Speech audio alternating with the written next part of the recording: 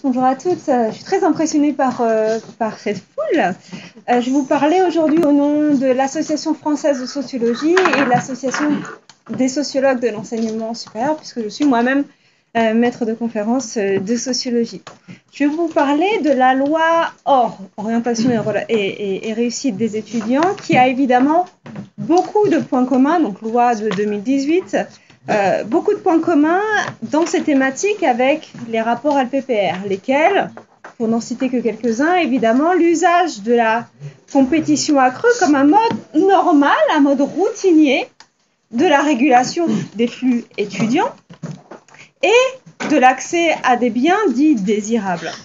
Premier point commun, la compétition comme un mode normal de régulation du système. Deuxième point commun, véritablement la bureaucratisation accrue de l'évaluation, qu'on retrouve très bien dans tous les rapports LPPR, avec une perte d'autonomie des universitaires à la faveur d'un niveau d'intervention managériale, ce qu'on appelle en sociologie des organisations notamment managérialisation des universités, à la faveur, plus précisément dans le cas de la loi OR, de certaines fonctions comme les gestionnaires de plateformes et les administrateurs de systèmes informatiques, et notamment les statisticiens. Véritablement, quand on est jeune universitaire et qu'on s'occupe de Parcoursup, celui ou celle qui a la main en dernier recours sur la gestion de Parcoursup, c'est le ou la statisticienne, celui qui a la main sur la plateforme Parcoursup.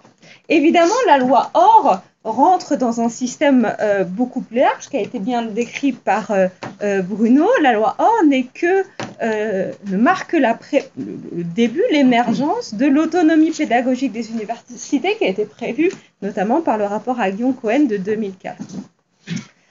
Nombreux ont été mes collègues sociologues, donc de l'ASES, l'Association des sociologues de l'enseignement supérieur, et de l'AFS, à avoir dénoncé les effets pervers de la loi OR, effets pervers en termes de sélection sociale, sélection scolaire, ségrégation scolaire de ces mesures, à la défaveur évidemment de certains bacheliers, pour ne pas les nommer bacheliers professionnels et technologiques, et certains lycéens issus de certains territoires. Je vous invite à regarder certaines vidéos encore disponibles sur Internet, des événements que l'ASES avait organisés sur Parcoursup en janvier 2018 et l'AFS en août 2019 à l'occasion du congrès national de l'Association française de sociologie à Aix-en-Provence. En tant que sociologue des institutions scolaires, je me suis évidemment inscrite et reconnue dans ce mouvement au titre de mes recherches sur les pratiques de jugement scolaire et universitaire, et notamment dans le cadre d'un petit livre paru en 2017 qui s'appelle « La société du concours ». Je me permets de parler de ce livre, je ne vais pas vous en faire le résumé, absolument pas, parce que ce livre a été fondé non seulement sur mes recherches personnelles sur la sociologie des jugements scolaires, mais aussi sur ma propre expérience de jeune universitaire. En tout cas, je me définis encore comme jeune, j'ai 38 ans, j'ai été recrutée et j'ai eu la chance d'être recrutée maître de conférence en 2014. Et je fais partie d'une génération, en fait, qui a biberonné à l'ANR, si j'ose dire. Alors, bien sûr, on en subit tous et toutes les conséquences, quel que soit notre statut. Et je voulais partager dans ce livre aussi mon expérience de jeune universitaire où il s'agissait non seulement d'évaluer mes étudiants, mais aussi d'évaluer mes pairs toute la journée et d'être évaluée sans cesse moi-même, en particulier par des cadres intermédiaires ou des agences dont je ne connaissais pas particulièrement, ou j'avais pas forcément connaissance de la légitimité ou qui était particulièrement obscure dont le fonctionnement était particulièrement obscur pour moi. Perte de sens de mon métier assez jeune, au début de ma carrière, à tel point que je me suis demandé ce que je pourrais raconter dans 10 ans à un étudiant ou un doctorant qui me demande finalement c'est quoi être universitaire? Pourquoi vous êtes devenu universitaire? C'est quoi le nous pour un universitaire? Est-ce que le nous dans 10 ans, ce sera la vocation pour le service public, pour la science? Ou est-ce que le nous, la pratique la plus commune entre nous tous universitaires, quel que soit notre institutions de notre discipline, ce ne sera pas la pratique d'un formulaire ANR, IUF, etc., etc. Et véritablement, je me suis arrêtée à cette pensée horrible et je me suis dit, j'ai pas envie de dire dans 10 ans que nous sommes la génération ANR et que ce qui nous lie le plus finalement en termes de pratique, c'est justement le fait de pratiquer tout le temps ce type de formulaire. Je reviens à la loi OR et les liens avec les rapports LPPR. Évidemment, la loi OR comme les rapports LPPR marquent l'institutionnalisation d'une compétition interindividuelle pour l'accès à certains types de ressources. C'est lié évidemment à l'individualisation accrue des objectifs. Individualisation accrue des objectifs encourage la compétition interindividuelle, individualisation des ressources. Cela s'accompagne évidemment, ça a été dit, par un contrôle accru des résultats. Comme le dit le sociologue allemand Hartmut Rosa, la compétition devient alors une forme d'allocation absolue et hégémonique dans toutes les sphères de la société. Et là, dans la LPPR, on retrouve véritablement ça, une forme d'allocation absolue des biens et des ressources qui devient tout à fait hégémonique par rapport à d'autres formes d'allocation, assignation autoritaire, solidarité, etc. Dans quel but? Il s'agit de produire, non seulement de produire, mais de maintenir sa propre compétitivité dans le temps. Et là, encore une fois, je cite Hartmut Rosa, c'est un article qui est paru dans la revue Sociologie, qui est disponible en ligne, paru en 2019. Cette compétitivité, elle est acquise par plusieurs biais, selon Rosa, par la mesure directe de sa propre performance, donc mesure en général par une institution de sa propre performance, mais la compétitivité, elle a des conséquences, si j'ose dire, plus subtiles ou plus insidieuses. Elle incite à un certain nombre de comportements qui peuvent relever notamment de la comparaison systématique avec autrui. Regardons-nous. L'évaluation, c'est pas seulement remplir un formulaire ANR ou IUF ou que sais-je. C'est aussi évidemment regarder et comparer au quotidien sa performance avec celle d'autrui. À partir de données d'autant plus disponibles qu'on est invité, dans le cadre de l'Open Science, à délivrer tout un ensemble d'articles, mais aussi nos CV et d'indications sur notre propre trajectoire. Qu'est-ce que cela a pour conséquence? Là, je reprends ma casquette de comparativiste. Dans le cas de la loi OR, on a vu monter ou émerger la thématique de l'angoisse ou de l'anxiété des élèves. Cette thématique de l'anxiété, en fait, dans la littérature sociologique, elle n'est pas nouvelle. Mais elle porte non pas, et notamment en Grande-Bretagne et aux États-Unis où la tenure track existe, elle porte sur les jeunes chercheurs autant que sur les étudiants. L'angoisse et l'anxiété de performance est un mode de gestion bureaucratique des jeunes chercheurs, quel que soit leur statut. Masterand, doctorant, docteur, postdoc, mais aussi jeunes chercheurs en tenure track.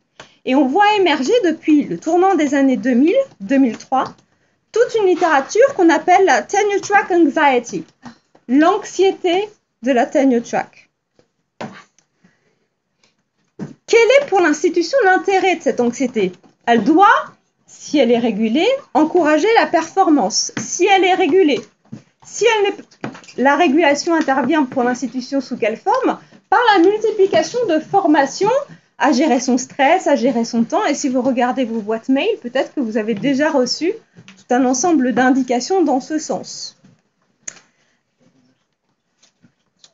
Elle doit permettre aussi de dégager la responsabilité de l'institution, cette anxiété, sur l'individu. Si vous êtes anxieux, c'est évidemment parce que vous en portez votre responsabilité de ne pas savoir gérer votre psyché individuelle. L'anxiété a intéressé beaucoup les psychologues, mais aussi, depuis peu de temps, les sociologues. Et je vais citer simplement une enquête de l'université de Goldsmith qui a donné lieu à un article très intéressant qui s'appelle The Neurotic Academic 2018. Sur un panel de 500, c'est relativement peu, mais c'est un panel qualitatif si j'ose dire, 500 jeunes chercheurs allant du thésard aux jeunes chercheurs type tenure track, 80% des répondants indiquaient souffrir de stress au travail ou de formes d'anxiété plus ou moins poussée. Évidemment, et encore une fois, quel que soit le statut, 80%. Comme si l'anxiété, c'était quelque chose qui était finalement relatif à une profession tout entière, voire à un mode de formation. Évidemment, cette anxiété s'accompagne de logiques sociales bien connues. On est d'autant plus anxieux qu'on est isolé, on est d'autant plus anxieux qu'on souffre d'autres formes de discrimination sociale et raciale, qu'on a eu une trajectoire scolaire et sociale particulière. Je vous invite à regarder l'article. Dans tous les cas, encore une fois, on retrouve ces points communs entre la LPPR et la loi OR. Rapidement, deuxième point commun entre les réformes type LPPR et la loi OR, c'est véritablement, et ça m'intéresse d'autant plus que je travaille sur le mérite, la déconstruction relative des vocables liés au mérite. Paradoxalement, le mérite n'est plus considéré comme un mode d'allocation légitime des biens et des ressources.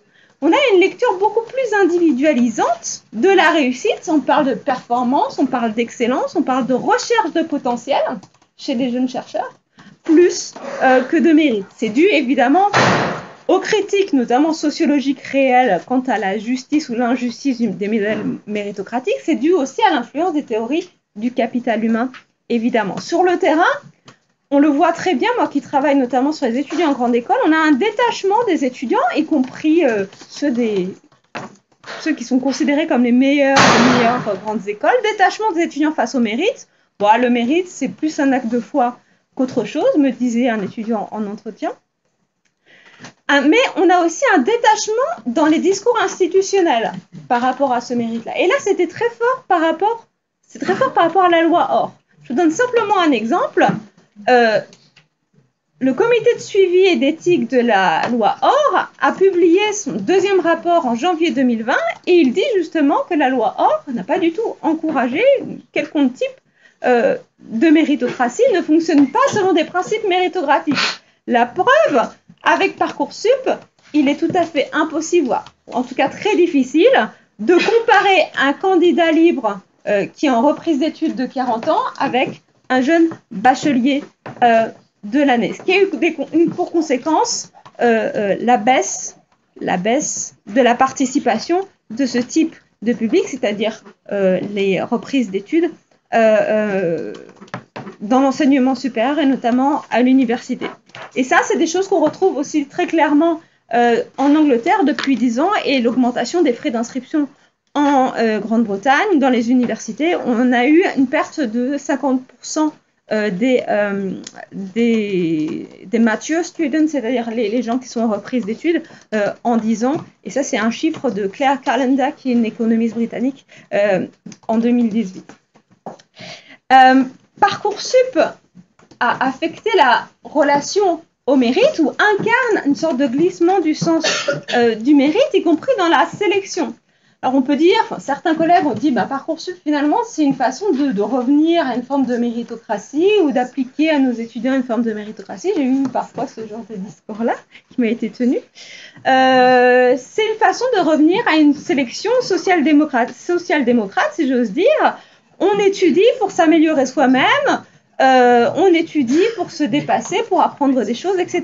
Certes, ça fonctionne si on a le temps d'atteindre un certain niveau, si les règles sont claires et elles ne changent pas absolument tout le temps. Sauf que dans Parcoursup, c'est plutôt l'inverse qui s'est mis en place. Et on a vu émerger, selon moi, ce que j'appelle une sélection néolibérale où il ne s'agit non pas d'étudier pour se dépasser soi-même, mais pour dépasser les autres plutôt.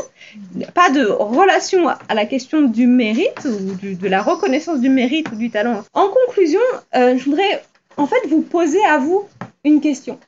pourquoi on y croit? Pourquoi les collègues qui ont participé à Parcoursup ou qui ont cru à la loi OR y ont cru? Et de la même façon, pourquoi collectivement on peut, à un moment ou à un autre, remplir nos dossiers ANR, IUF, etc., etc.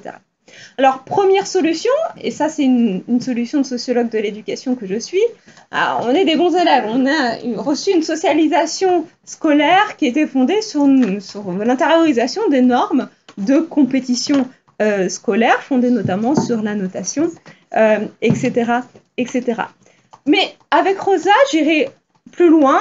Je pense aussi qu'on y croit ou qu'on peut y participer parce qu'évidemment, dans un monde où les espaces de reconnaissance de sa valeur sociale se raréfient, si j'ose dire, eh bien, on voit dans la compétition un gain de reconnaissance sociale pour les autres et d'estime de soi pour soi-même. Et ça, c'est quelque chose que je vois très clairement à la fois dans mon terrain, mais aussi dans mes échanges avec mes collègues qui sont tout le temps angoissés d'être en retard, angoissés d'être recalés, d'avoir réussi un concours mais d'être recalés plus tard. Et l'angoisse et l'anxiété devient pour eux non seulement une conséquence du système, mais aussi potentiellement un moteur de cette adhésion-là. C'est une hypothèse que je laisse ouverte et dont j'aimerais beaucoup discuter avec vous. Je vous remercie.